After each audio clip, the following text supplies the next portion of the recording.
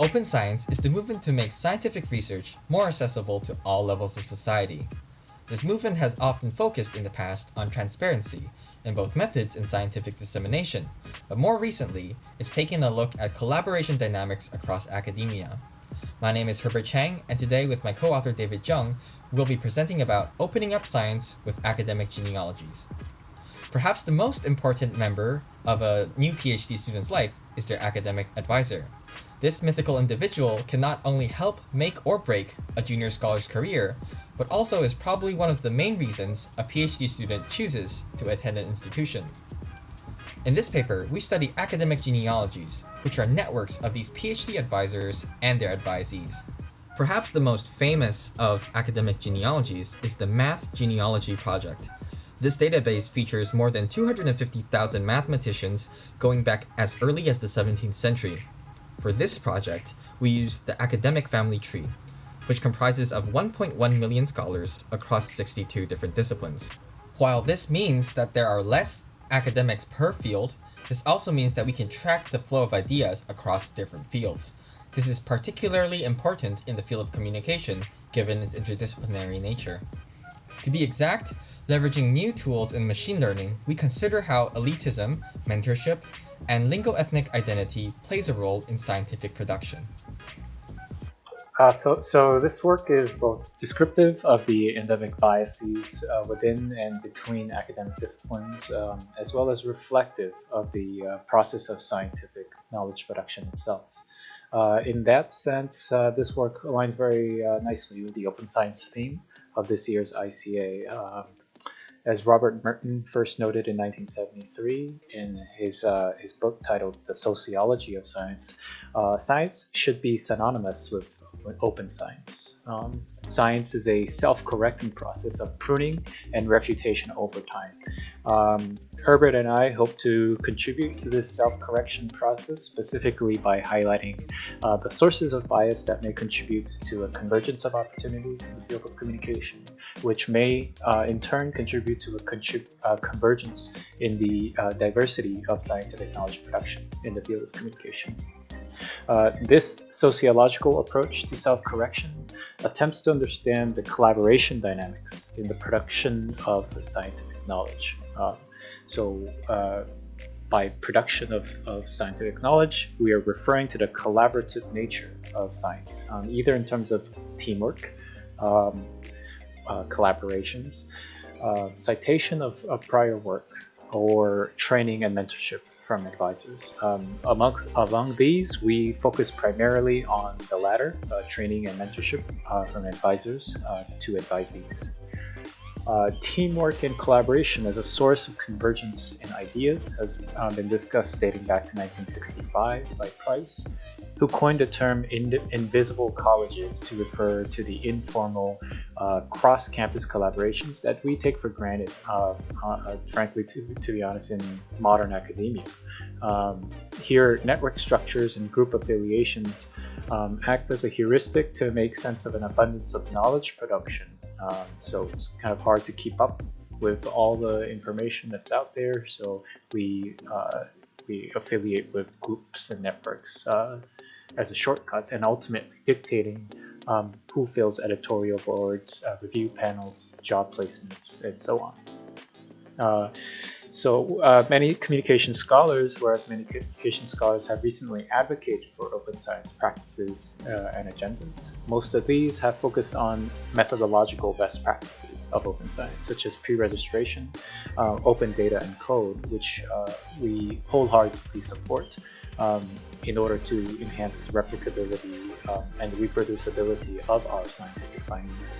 But circling back to Merton's moral norms of science, we perhaps suggest some additional criteria of open science to identify the aforementioned biases inherent in the network structures of science, again, in the collaborations, citations, and mentorship patterns.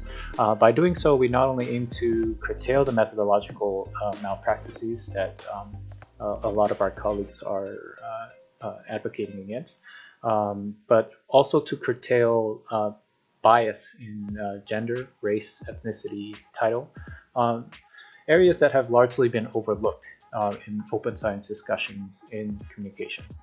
That is the case until recently, mainly perhaps most prominently Chakrabarty's 2018 paper #ComSoLight, which uses citation metrics to note the racial homogeneity of communication journal authorship, as well as others such as Knobloch, Westerwick, and Glynn, noting the underrepresentation of female scholars in flagship com journals, as well as a dominance of Western presence across communication journal authors and editorial boards by Demeter 2018. And finally, a US dominance in terms of communication, political communication journal authorship by Bullian 2019.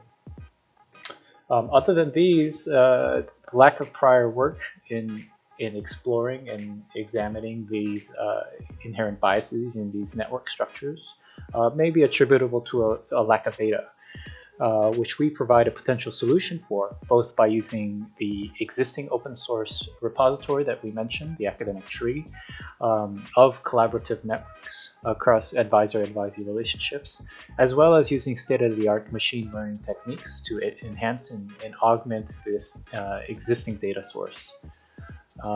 As such, our research question is as follows. To what extent does lingo-ethnic, and we will circle back to why we refer to this as lingo-ethnic. So to what extent does lingo-ethnic identity play a role in the formation of mentorship networks? We tackle questions essentially asked by Merton's Sociology of Science, and we do so by employing big data complex network approaches utilized by this emerging field of the science of sciences. Now let's talk methods. As we mentioned prior, the academic family tree has 1.1 million scholars across 62 disciplines. In this database, each scholar is connected to their advisor. While this also includes master's and undergraduate advising, we curtail our analysis to only doctoral studies. In the language of graph theory, each scholar is a node. A directed edge, or tie, is then formed between the advisor to the advisee. To understand the data from a mesoscale, we aggregated all the scholars by their discipline. Each of these nodes represents a discipline, such as neuroscience, psychology, and organizational communication. Note, communication as a field is not explicitly mentioned. The lines between each of these disciplines and the thickness represents how often scholars move from one field to another. This is because if an advisor advises their students from another field, then that advisor is either interdisciplinary or has moved fields themselves. Once again, the thickness of these lines represents how frequently these changes occur between two fields. These pairings include psychology and neuroscience, physics and astronomy, and also education and literature, which makes a lot of intuitive sense. Each of these nodes were then placed on this diagram using a forced-based algorithm. This means that fields that are clusters of fields that are more related will be placed together. We find this is the case once we hand code and color in the nodes themselves. Shown in blue are the hard sciences, red the medical sciences, green the applied social sciences, and in orange the core social sciences and humanities.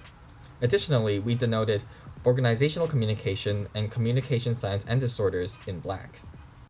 Back to individual scholars, we extracted an elite community of comm scholars using the following criteria. First, we identified ICA fellows as elite scholars. Then we aggregated the shortest path between these scholars. In a sense, the resultant network is thus a minimal network that comprises of ICA fellows, their students, and also their mentors.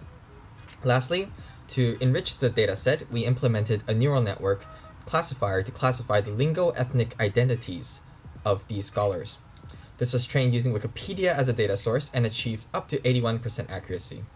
Note, the output of this neural network is not an absolute classification, but a probabilistic one. And while we note that the use of these categories is a little shallow, it does reveal important insight.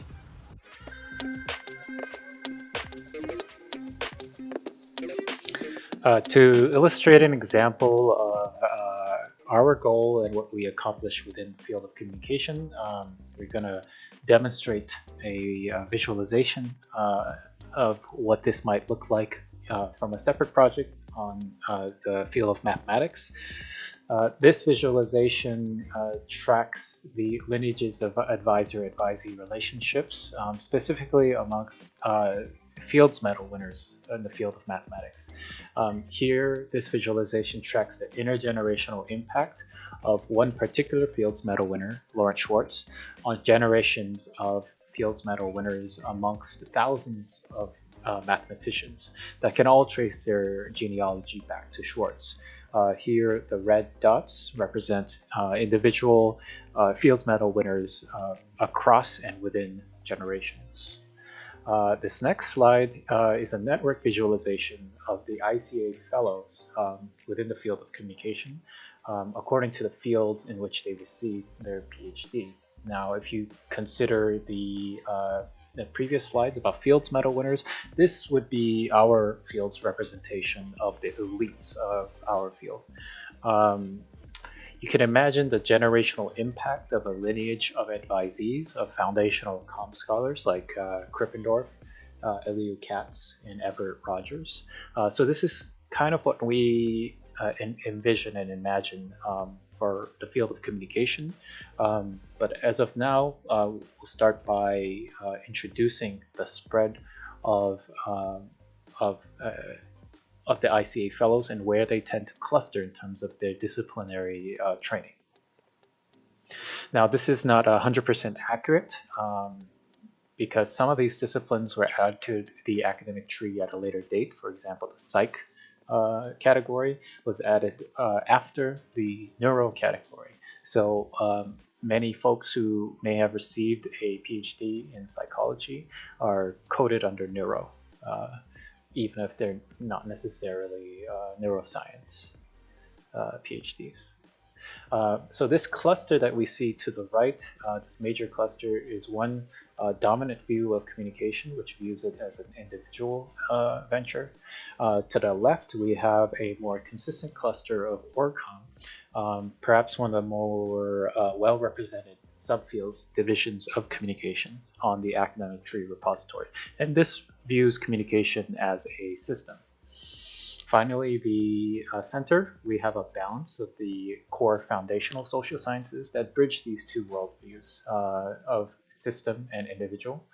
Here, these foundational social sciences, sociology, political science, anthropology, and history, they view the human condition from both perspectives, individual and systemic.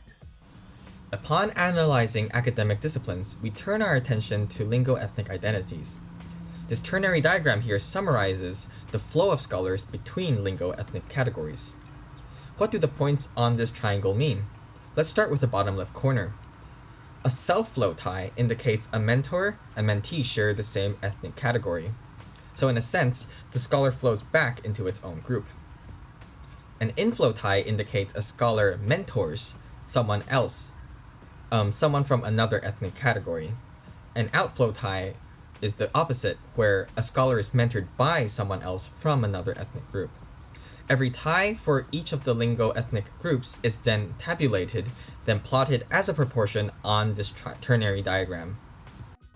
Immediately, we observe the Anglophone names are the closest to the center, which indicates a balance between mentoring and being mentored by individuals outside of their group and within the group themselves.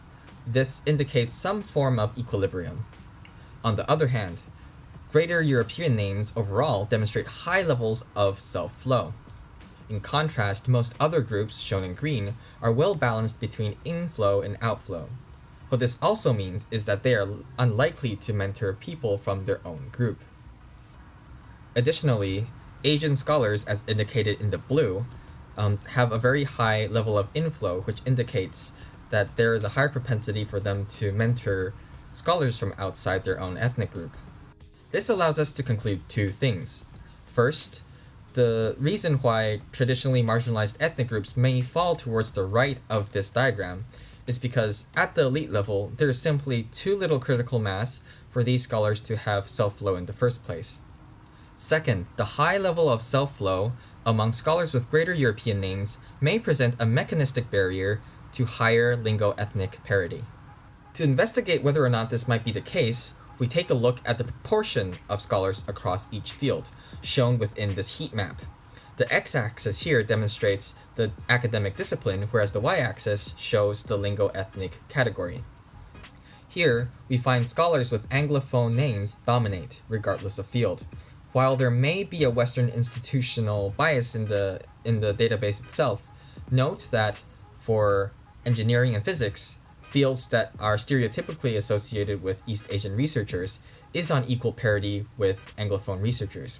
In contrast, organizational communication and sociology bear the highest density of Anglophone names and Greater European scholars. In conclusion, we argue that lingo-ethnic homophily presents barriers to equitable scientific collaboration. Although high self-flow might seem inherent to geography simply because there should be a correlation between ethnic identity and enrollment at universities, since our analysis was conducted at the elite level, with the elite community and elite institutions, these are institutions that should have the resources to improve the parity of traditionally marginalized groups.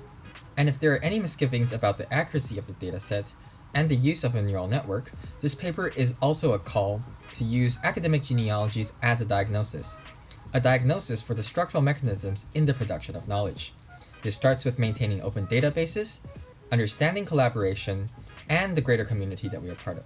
In sum, transparency as an ideal of open science should not just be limited to methods and epistemology such as the replication of studies, but also the identities of the very people that produce knowledge in the first place.